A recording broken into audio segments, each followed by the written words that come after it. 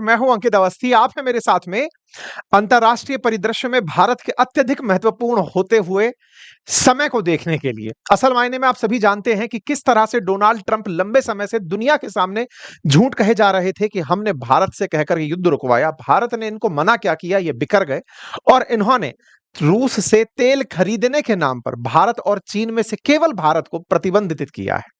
अब आप कहेंगे सर, प्रतिबंधित किया है, ये शब्द आप कैसे यूज कर रहे हैं? मैं नहीं, आज इन्हीं की तरफ से बयान आया है, व्हाइट हाउस की तरफ से बयान आया है कि हमने भारत पर टैरिफ नहीं, प्रतिबंध लगाए हैं। और वो जो प्रतिबंध है, ये शब्द अपने आप में सैंक्शन अंग्रेजी में कहलाते हैं। और साथियों, सैंक्शन अक्सर उन देशों को किया जाता है जिनके साथ आप अपने रिश्ते सबसे खराब स्थिति में देख रहे होते हैं। अमेरिका ने पिछले दिनों में रूस, ईरान और नॉर्थ कोरिया को प्रतिबंधित किया था। क्या अब हम खुद उस लिस्ट में जा रहे हैं? अमेरिका ने रूस को नीचा दिखाने के लिए या फिर ट्रंप के ईगो को बड़ा करने के लिए किसी भी रूप से किया हो, भारत को प्रतिबंधित किया है, ऐसा बयान व्हाइट हाउस की तरफ से आया है। आप और हम ये तो जानते ही हैं कि हम पर 25% रेसिप्रोकल टैरिफ लगा था। रेसिप्रोकल टैरिफ को हमने ये माना था कि भाई ठीक है, हम अमेरिकी गुड्स पर लगाते हैं, आपने हमारे सामान पर लगा लिया, समझ में आया।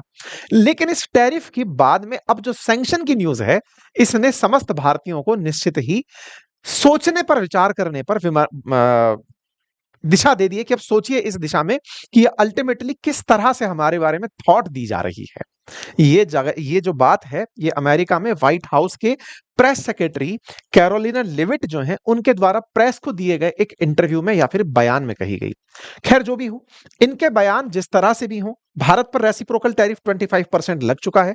कुछ ही दिनों के अंदर एडिशनल 25% सैंक्शन वाला टैरिफ, जिसे ये लोग पेनल्टी टैरिफ बोलते हैं, वो भी लगने वाला है।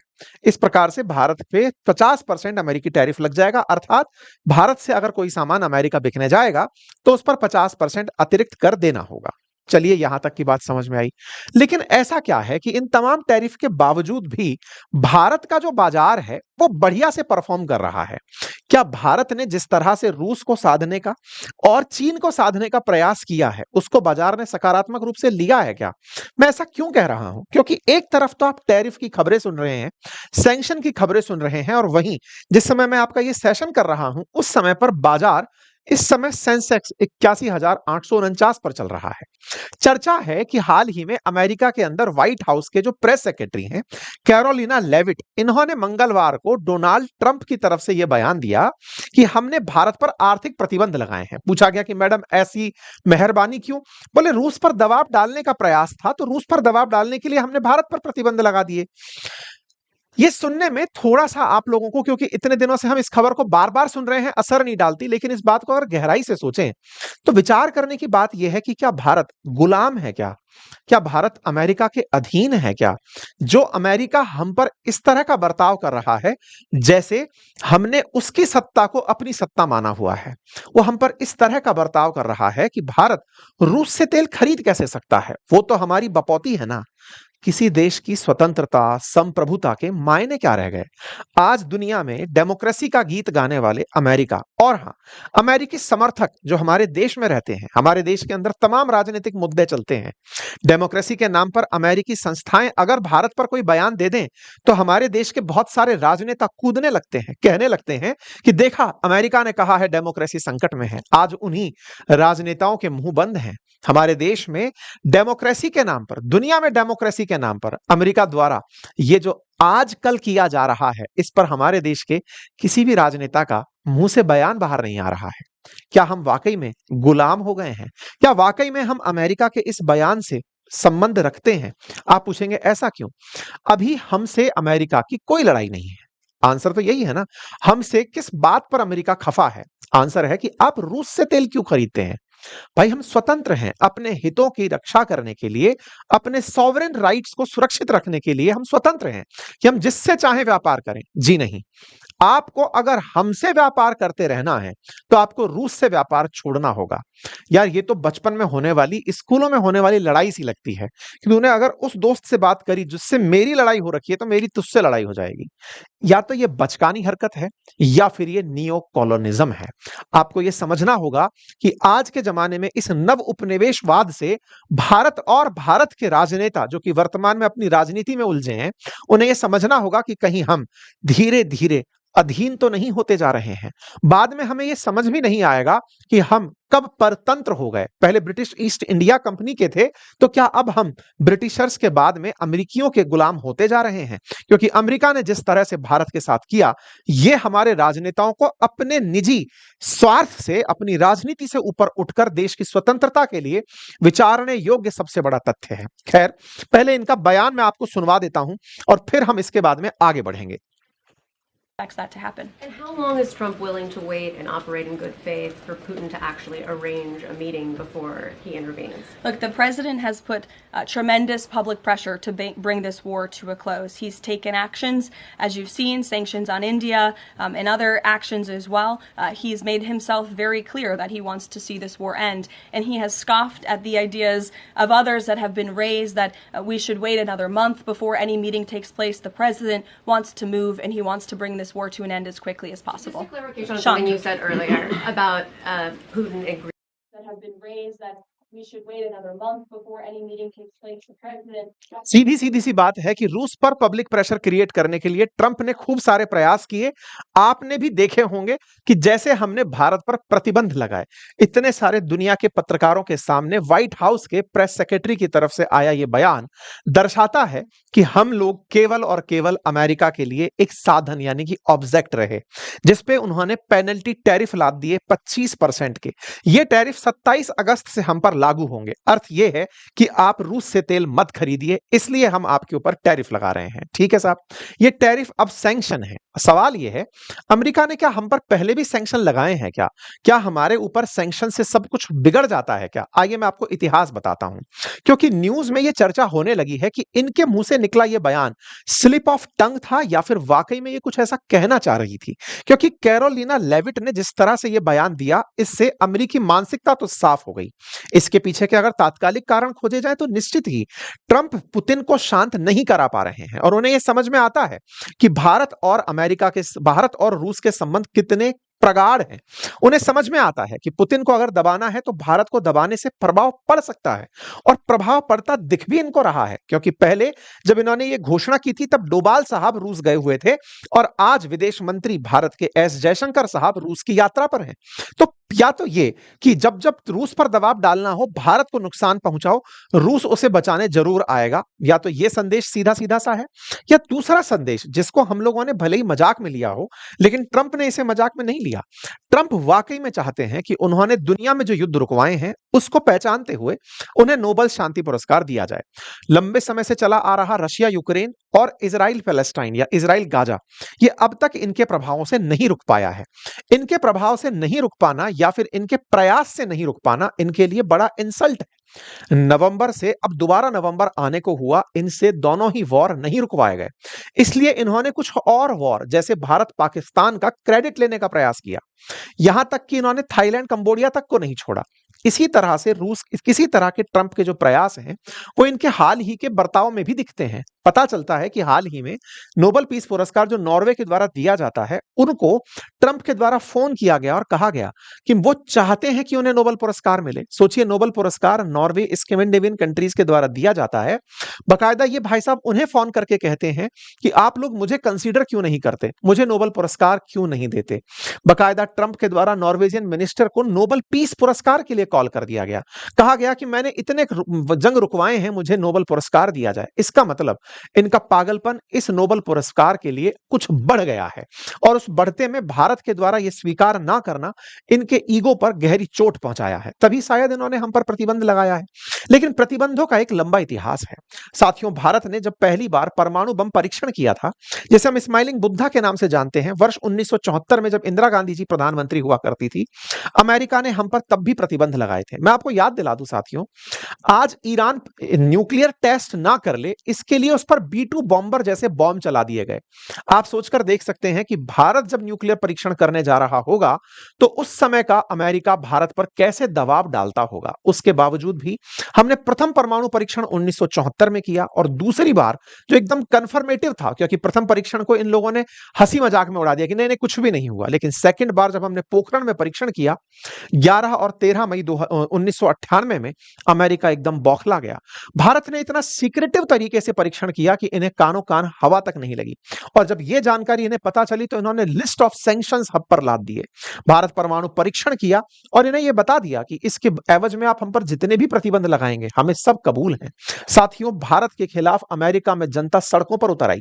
सड़कों पर उतरकर डिमांड करने लगी कि इनके ऊपर प्रतिबंध लगाए जाएं, और अमेरिका ने जिस दिन परीक्षण हुआ उसी दिन हम पर प्रतिबंध लगा दिए। 13 मई 1998 को एक प्रतिबंधों की लिस्ट निकल कर आती है जिसमें भारत को जो भी फॉरेन असिस्टेंस मिलती थी उसे रोक दिया गया। डिफेंस आर्टिकल्स की सेल्स पर रोक लगा दी गई। जितनी भी मिलिट्री फाइनेंसिंग थी भारत की वो सब रोक दी गई। तमाम प्रकार की क्रेडिट गारंटीज और फाइनेंशियल असिस्टेंस जो थी भारत की वो रोक दी गई। साथ ही साथ हमको तमाम प्रकार के जो फाइनेंस और टेक्निकल सपोर्ट यूएस की तरफ से मिलते थे उन सबको रोक दिया गया। इतना ही नहीं, यूनाइटेड स्टेट्स की जो बैंक थी जो भारत में लोन और क्रेडिट दिया करती थी उन्हें रोक दिया गया। भारत के एक्सपोर्ट्स को बैन कर दिया गया। कुल मिलाकर के भारत को उस समय खींचकर प्रतिबंधों से लाद दिया गया, लेकिन सरकारें तब हिली नहीं। उन्होंने समझ लिया था कि परमाणु बम अगर हमारे पास होगा तभी हम सुरक्षित होंगे, और ये आप और हम सब अच्छे से जानते हैं कि आज भी ईरान से अमेरिका को डर इसी बात का है कि अगर उनके पास परमाणु बम हो गया तो वो भविष्य में अमेरिका से डर निकाल बैठेंगे। नॉर्थ कोरिया ट्रंप के दूसरे कार्यकाल में एक दिन भी चर्चा का विषय नहीं बना। कारण, क्योंकि ट्रंप जानते हैं कि उसके पास परमाणु बम है, और अगर उसके ज्यादा उंगली कर दी, किम जोंग उन खबरों में ही गायब हैं। अगर उसके किसी भी प्रकार से इन्होंने दिक्कतें खड़ी करी तो वो बदले की कार्रवाई कर सकता है। ऐसे में अमेरिका उनको बिल्कुल साइड में रख करके चल रहा है। समझने की बात है, भारत पर प्रतिबंध लगाए गए, लेकिन इसी अमेरिका को 2 ही साल के बाद में झुकना पड़ा। इन्होंने धीरे धीरे भारत पर प्रतिबंध वर्ष 2001 में हटाने शुरू करने पड़े। मैं आज भी कह रहा हूं कि भारत पर जो ये ट्रंप कार्रवाई करने का प्रयास कर रहे हैं ज्यादा दिन तक नहीं चलने वाली है। अमेरिका को खुद झुकना पड़ेगा।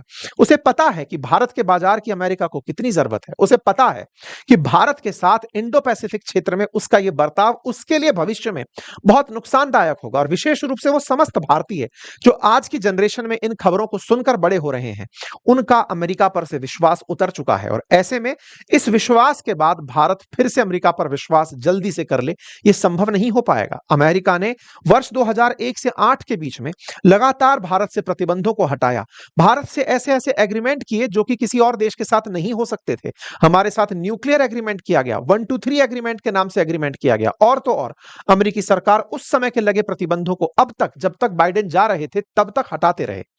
ट्रंप फिर आते हैं।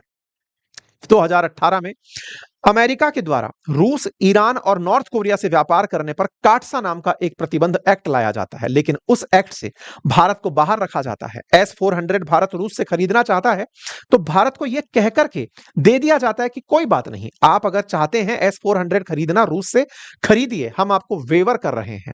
यूएस ने भारत के ऊपर रूस से S-400 डिफेंस सिस्टम खरीदने पर भी कोई प्रतिबंध नहीं लगाए। भारत ने $5.43 बिलियन में रूस से S-400 मिसाइल डिफेंस सिस्टम खरीदा, लेकिन भारत पर कहा गया कि आप ईरान से तेल मत खरीदना।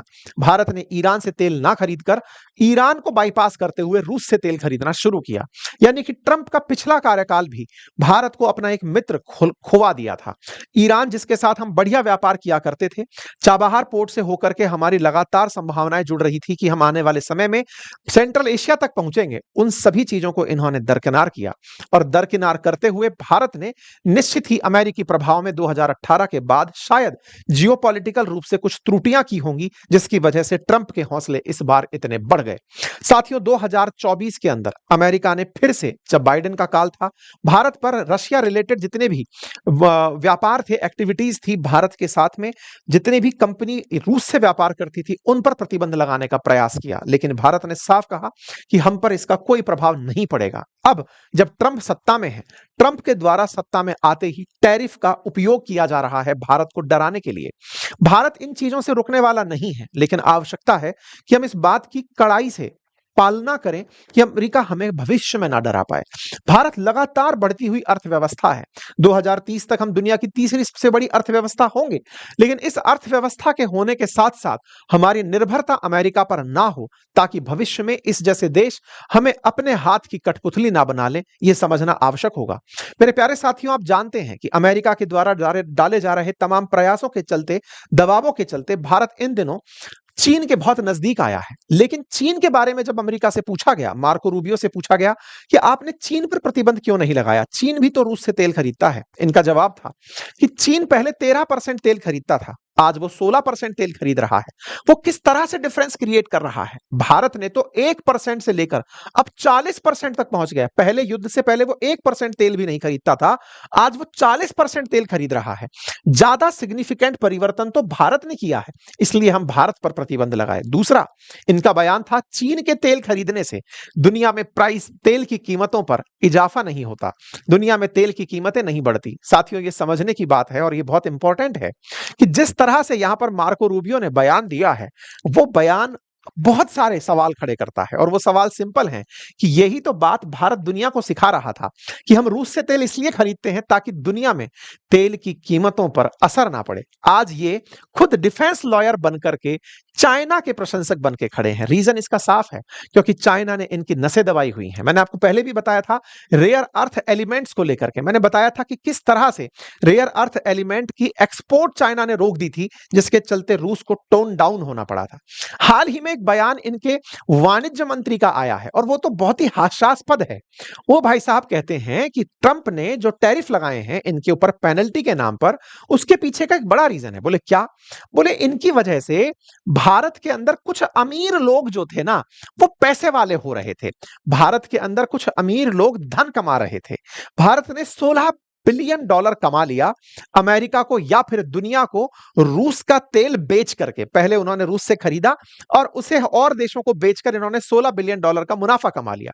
और इन्होंने भारत के अंदर कोई रूस के या अमेरिका के खिलाफ प्रतिक्रिया ना हो जाए, इस पर इन्होंने जो जवाब दिया वो बड़ा इंटरेस्टिंग था। इनका कहना था कि भारत के अंदर कुछ अमीर लोग ऐसे हैं जो इसका लाभ कमा रहे हैं। भारत ने 1% से लेकर मतलब $16 बिलियन का इन्होंने प्रॉफिट कमाया है और इस काम को करने में इनके कुछ अमीर लोग अपना पैसा बनाते चले जा रहे हैं। मैं पहले तो आपको यह बता दूं कि यह अमेरिका का इस तरह का जो बयान है वो किस तरह से गलत है। यह बात सही है कि भारत में अंबानी, अडानी या फिर जो भारत के अंदर ऑयल कंपनीज हैं, वो कियारा मतलब नायरा जैसी जो कंपनी है, वो भारत में तेल मंगा करके बाहर बेच रही थी, मतलब अंबानी की कंपनी बेच ही रही थी। लेकिन यह बात भी सच है कि आपने इस तेल से जो पैसा कमाया वो भारत के टैक्स में जुड़ा, नंबर एक। नंबर दूसरा, भारत पर प्रतिबंध आप यह कहकर लगा रहे हो कि भारत ने लाभ कमाया और भारत के कुछ धन्ना सेठों ने लाभ कमाया। लेकिन प्रभु, आपने जो भारत पर प्रतिबंध लगाए उससे तो भारत की आम जनता को ही नुकसान हुआ। भारत से जो स्टोन का, आभूषणों का काम होता था, जो एक्सपोर्ट होता था अमेरिका को, वो आपके सैंक्शंस के चलते, आपके टैरिफ के चलते बाधित हुआ। तो अगर आप हम देशवासियों में यह भाव पैदा करना चाहते हो कि देखो हमने तो आप ही का भला किया, आपके कुछ अमीरों को लाभ कमाने से रोका, सर हमारे देश के अमीर भी लाभ कमा करके टैक्सेशन भारत सरकार को ही देते हैं। लेकिन आपके द्वारा लगाए गए जो सैंक्शंस हैं, इससे मेरे देश के लोग बेरोजगार होते हैं। मेरे देश के लोग जिनको रोजगार के रूप में एक्सपोर्ट करने वाली जो सामग्री है उनका निर्माण करना होता है, उनके धंधे कम होते हैं। ये भारत सरकार निपट लेगी इन सब बातों से कि प्रॉफिटियरिंग को कैसे रोकना है। आप हमारे ऊपर वाकई में राज करने लगे हो क्या? मतलब आप दुनिया को यह बताने निकले हो, अपने आप को डेमोक्रेसी का मसीहा बनाकर, कि आप रूस से तेल मत खरीदो। क्यों? क्योंकि आप हमारे गुलाम हैं। आप हमें अब यह भी बताने लगे हो कि इंडिया में कुछ लोग पैसा कमा रहे थे, इसलिए हमने यह फैसला ले लिया। ये तरीके मीडिया के माध्यम से प्रभावशाली तरीके से फैलाए जरूर जा सकते हैं, बेवकूफ नहीं बनाया जा सकता। और हम समस्त भारतीय इस बात को बेहतर तरीके से समझें। हमारे आंतरिक मुद्दों पर पहले अडानी के मामले में इन लोगों ने जिस तरह से हिंडनबर्ग का मामला चलाकर भारतीय बाजार को पूरी तरह हिला दिया था, अब ये सैंक्शन लगाकर भारत के अंदर सेंटिमेंट का भी लाभ लेना चाहते हैं। गजब। ऐसे में आप सभी को यह समझना होगा कि अमेरिकी लूप में नहीं फंसना है।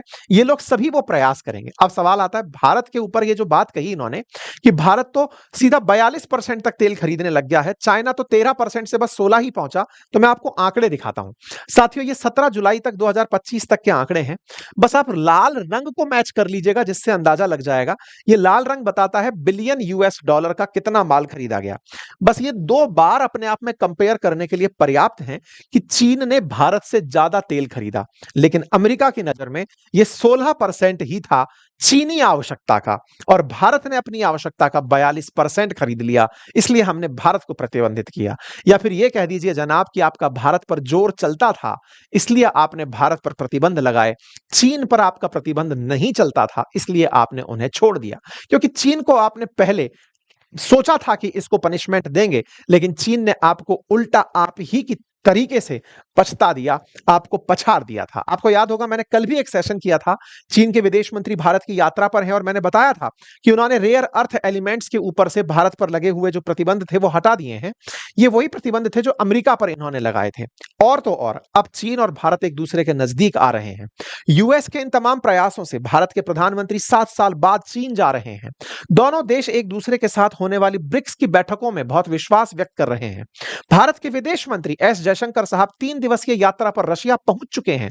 ये तस्वीरें हैं जिन्हें आप देख सकते हैं कि विदेश मंत्री इस समय रूस की यात्रा पर हैं। और हां, रूसी विदेश मंत्रालय की तरफ से भारत के अंदर जो एम्बेसी है उसके अंदर बयान दिया गया है कि भारतीयों परेशान होने की जरूरत नहीं है। अगर अमेरिका का बाजार बंद होता है तो हम अपना बाजार आपके लिए खोल कर रखे हैं, अपना सामान रूस में एक्सपोर्ट करिए। नंबर दूसरा, भारतीयों के लिए एक और ज्यादा रूस ने जो ऑफर दिया वो ये कि अब आप अपना तेल हमसे 5% और कम दाम पर खरीद पाएंगे। यानी कि रूस ने तेल की कीमतों में 5% और कटौती कर दी है कि भारत सस्ता तेल खरीद ले। कुल मिलाकर के रूस भी भारत को अपने साथ लिए दौड़ रहा है। अगर अमेरिका चाहता है कि भारत पर इस तरह का प्रतिबंध गेम खेला जाए तो रूस और भारत की इस मित्रता को उसके लिए तोड़ना बहुत नामुमकिन होगा। देखना होगा कि भारत सरकार रूस का साथ देते हुए अमेरिका को किस तरह से सबक सिखाती है। यह निश्चित ही एक लर्निंग लेसन होगा। बाकी आप लोग इस विषय पर क्या सोचते हैं, अपनी राय जरूर कमेंट बॉक्स में बताइएगा। बाकी भारत ने फिलहाल रुपी ट्रेड को करने पर बहुत ज्यादा जोर दिया है। ब्रिक्स की बैठक भारत में होंगी, निश्चित ही वो आने वाले समय में अमेरिका को एक बड़ा मैसेज देने के लिए होंगी। बाकी जैसी भी चीजें निकल कर आती हैं हम आपके सामने रखेंगे। फिर भी इन सब के बावजूद एक सलाह है, अगर भारत चाहता है वाकई में अमेरिका को पछाड़ना तो कुछ पंक्तियां हैं जिन पर वाकई में हम लोग काम कर सकते हैं। सबसे पहले ये कि हम भारत के अंदर टूरिज्म सेक्टर को बहुत ज्यादा ग्रो कर सकते हैं। साथियों, टूरिज्म में हमारे पास अपार संभावनाएं हैं। हम ग्लोबली कैंपेन चलाएं, लोगों को भारत में बुलाएं, नागरिकों की सुरक्षा सुनिश्चित करें।